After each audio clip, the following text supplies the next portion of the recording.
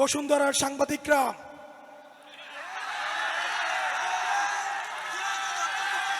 বসুন্ধরার সাংবাদিক খুনি হাসিনার পক্ষে এই বসুন্ধরার মিডিয়া কি বৈধতা উৎপাদন করেছে আমরা ভুলে যাই নাই। এই বসুন্ধরা গ্রুপের সাংবাদিকরা আবার নগ্ন হয়ে অপরাধের বৈধতা উৎপাদনের জন্য আবার নেমে পড়েছে, আবার আরেকটা ১-১১ ঘটাতে তারা ষড়যন্ত্র করছে। প্রিয়